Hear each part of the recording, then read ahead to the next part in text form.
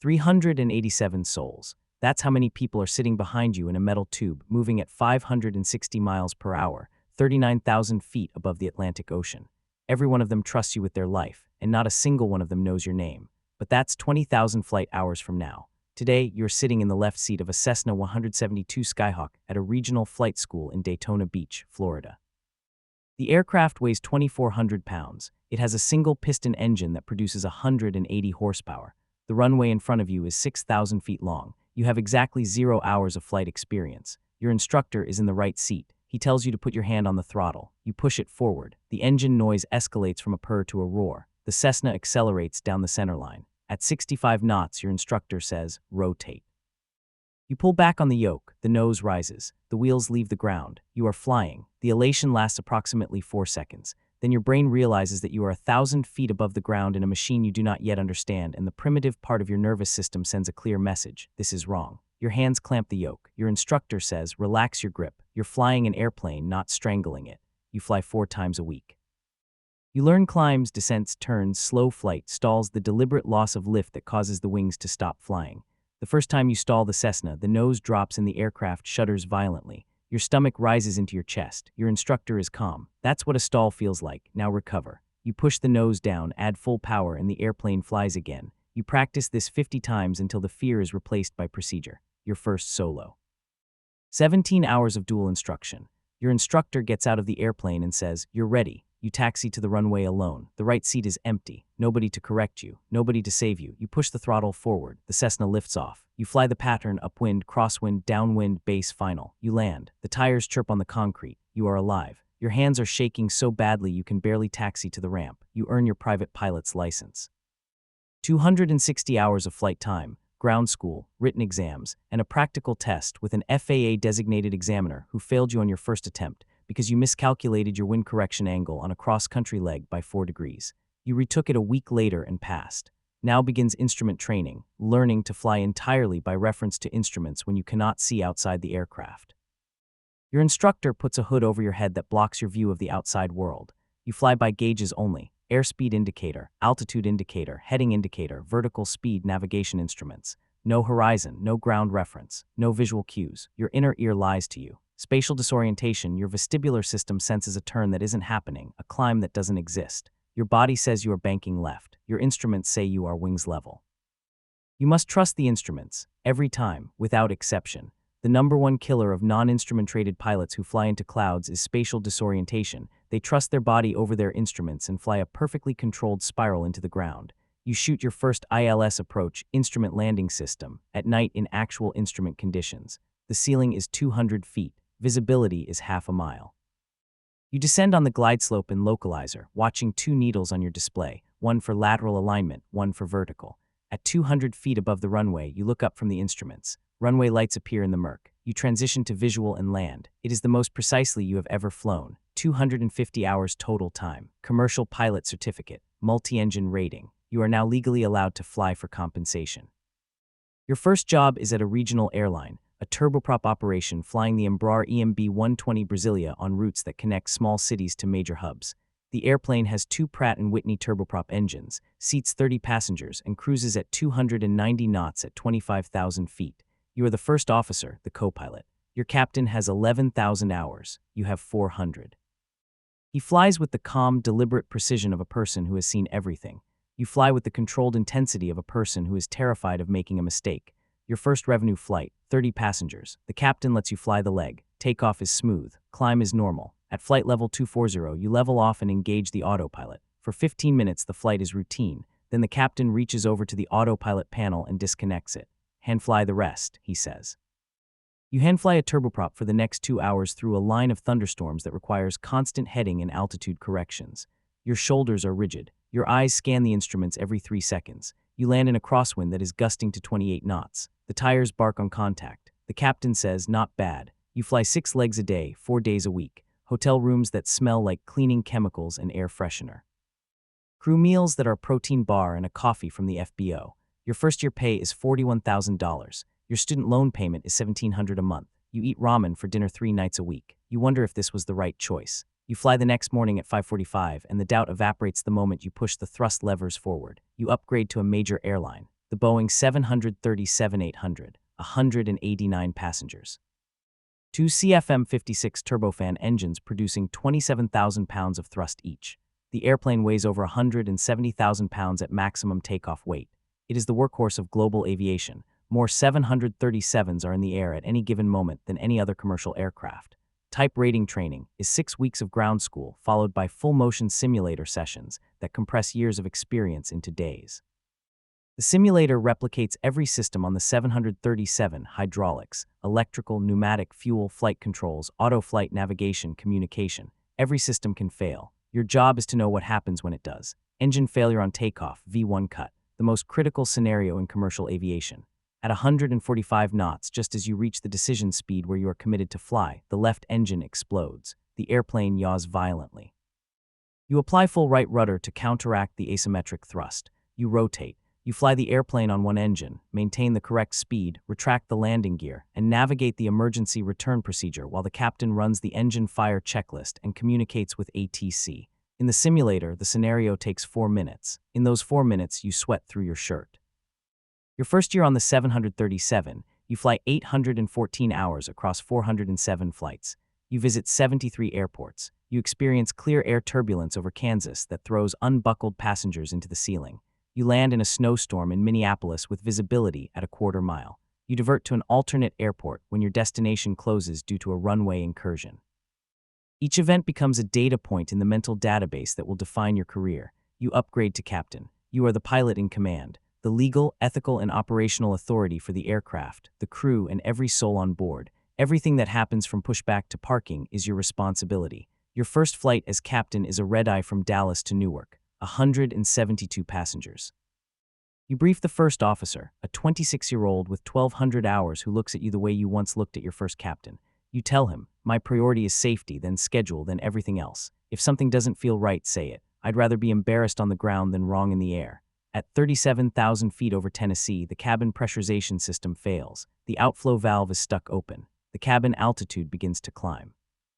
At 8,000 feet cabin altitude, the warning horn sounds. You immediately don your oxygen mask, initiate an emergency descent, and command the first officer to declare an emergency with ATC.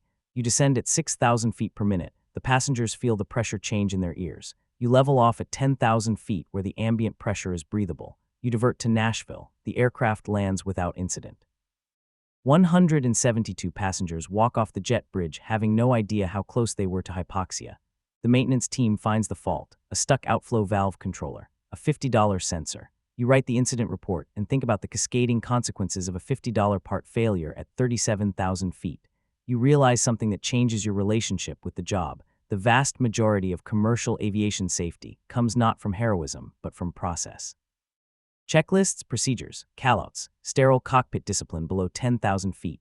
These things, boring, repetitive, methodical, are what keep people alive. You transition to the Boeing 777-300ER, the largest twin-engine commercial aircraft in the world. 460 seats, 2 General Electric GE90 engines producing over 115,000 pounds of thrust, more powerful than any engine ever mounted on a commercial aircraft.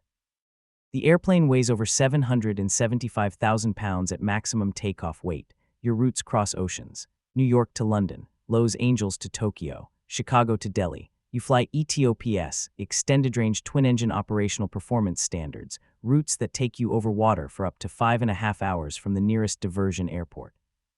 If you lose an engine over the mid-Atlantic, the nearest runway may be Reykjavik, Keflavik, or the Azores, none of which you have ever seen except on a chart. You fly through the jet stream at 41,000 feet. Winds reach 250 knots. Eastbound, the jet stream is your ally. It cuts an hour off the transatlantic crossing. Westbound, it is your enemy. You plan routes that detour hundreds of miles north or south to avoid the strongest headwinds, balancing fuel consumption against time and passenger comfort. A 14-hour leg from Los Angeles to Singapore. You and your relief crew rotate through the rest facility, a small sleeping compartment behind the cockpit with 2 bunks, blackout curtains, and the constant white noise of the aircraft. You sleep for 3 hours while your relief crew flies. You dream about approaches. You always dream about approaches. At hour 12, you take the controls for the descent into Singapore Changi. The ATIS reports thunderstorms on approach. You break through the cloud base at 800 feet. The runway is visible, a strip of lights in a curtain of rain. You land at 143 knots in a crosswind that is gusting to 34 knots. The touchdown is firm, 460 passengers applaud. You taxi to the gate and shut down the engines. Your duty period was 15 hours and 41 minutes, 15 years at the airline, over 18,000 flight hours. You are designated a check airman, a captain who evaluates other captains. You conduct proficiency checks, line checks, and upgrade evaluations. You sit in the right seat and observe while a pilot demonstrates their competence. Your assessment determines whether they continue to fly. This is the most psychologically complex role in aviation. You must evaluate performance objectively while sitting next to someone who knows they're being graded. The tension affects their performance. A captain who normally hand-flies a perfect approach may overcontrol the flare because you are watching. Your job is to see through the tension to the underlying competence. You fail a captain on a line check. His situational awareness during a weather diversion was inadequate. He fixated on a single navigation display and lost the big picture. He was not dangerous, he was deficient. The difference matters. Dangerous means grounded. Deficient means additional training and a recheck. You deliver the news in private calmly with specific observations. He is professional about it. You can see the shame in his eyes. You have been that pilot, everyone has, and the memory makes the conversation gentler than it would otherwise be. You also train new first officers on their first-line flights. You teach them what the simulator cannot: the rhythm of line operations, the art of crew resource management, the subtle ways a good captain communicates expectations without micromanaging.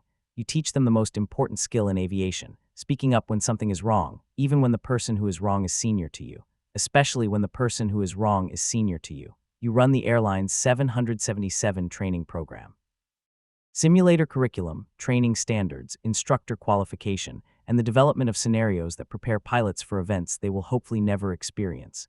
You design a training scenario based on a real incident: dual hydraulic failure at altitude. The airplane has 3 independent hydraulic systems.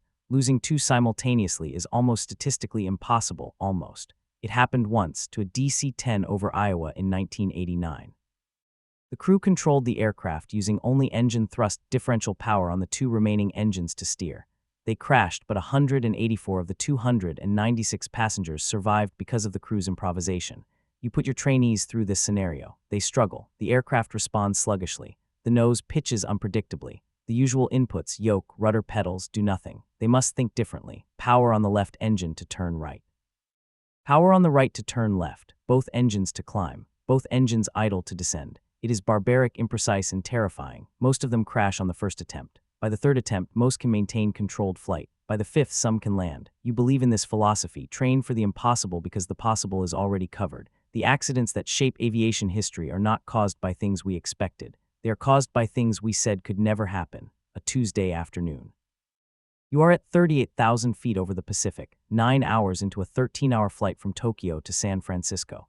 287 passengers, 12 crew. The sky is clear. The autopilot is engaged. Everything is routine. The master caution light illuminates, then a cascade of warnings. Engine number 2 parameters are diverging, exhaust gas temperature rising, and 1 fan speed decreasing. The engine is failing. You and your first officer run the engine failure checklist. You shut down engine 2. The fire handle is pulled. The aircraft is now on 1 engine, 8 hours from the nearest diversion airport, Midway Island, a 12,000-foot runway on a 1.5 square mile atoll in the middle of the Pacific Ocean. You declare an emergency. You begin a drift-down descent. Single-engine performance limits your ceiling to approximately 25,000 feet. You recalculate fuel consumption. Single-engine fuel burn is higher. The headwinds at the lower altitude are stronger. You run the numbers 3 times. You have enough fuel to reach Midway with 47 minutes of reserve. The legal minimum is 45, a 2-minute margin. 3 hours of single-engine flight over open ocean. Your first officer monitors the remaining engine like a cardiac surgeon watching a heart monitor. RPM, EGT, oil pressure, oil temperature, any anomaly, and you are gliding. A 777 has a glide ratio of approximately 17:1. From 25,000 feet, you can glide 95 miles. The ocean below is 4 miles deep. There are no rescue assets within 300 miles. You land at Midway. The runway is narrow. The crosswind is 15 knots. You touch down on centerline. The thrust reverser on the remaining engine deploys. You decelerate. You stop. 287 passengers are alive. You sit in the cockpit after they deplane and stare at the engine instruments. The remaining engine is running normally. You shut it down. You lean forward and put your forehead on the glare shield. You stay there for a long time. You are 59 years old, 34 years as a professional pilot, 28,400 hours of flight time. You have crossed the Atlantic 712 times. You have crossed the Pacific 418 times. You have flown through every kind of weather, every kind of emergency, and every kind of night. Mandatory retirement at 65 is approaching. The FAA does not care how well you fly. At 65, you are done. You have 6 years left. Every flight is now counted, registered, cherished in a way it wasn't when the number seemed infinite. Your last flight is a 777 from London Heathrow to New York JFK, 312 passengers. Your first officer is 31. She has 4,000 hours. She flies the first leg. You fly the return. The Atlantic is calm. The jet stream pushes you east to west at 40 knots. The sun sets behind you and rises ahead, and for a moment the sky is a gradient of orange, purple, and the deepest blue you have ever seen. You have seen this 1,000 times. It never gets old. You brief the approach into JFK. ILS runway 31L. You disconnect the autopilot at 2,000 feet. You hand-fly the approach. The airspeed is VREF +5. The glide slope is centered. The localizer is centered. The lights of New York City spread beneath you, 8 million people, none of whom are thinking about the airplane above them. You cross the threshold. You flare. The main gear touches. Firm, centered, smooth. You apply reverse thrust. The speed decays. You exit the runway and taxi to the gate. You shut down the engines. The cockpit goes quiet. Your first officer says, "Great flight, Captain." You say, "Thank you." The flight attendants open the door. The passengers file out, most of them staring at their phones, not one of them considering that the person in the left seat just completed 34 years and 28,000 hours of bringing people safely from one place to another. You pack your flight bag. You walk down the jet bridge. You hand in your badge at operations. The woman at the desk says, "Thank you for your service, Captain." You nod. You drive home. The highway is dark. You pass LaGuardia on your left. A 737 lifts off runway 31 and climbs into the night sky, its lights blinking against the stars. You watch it go. You always watch them go.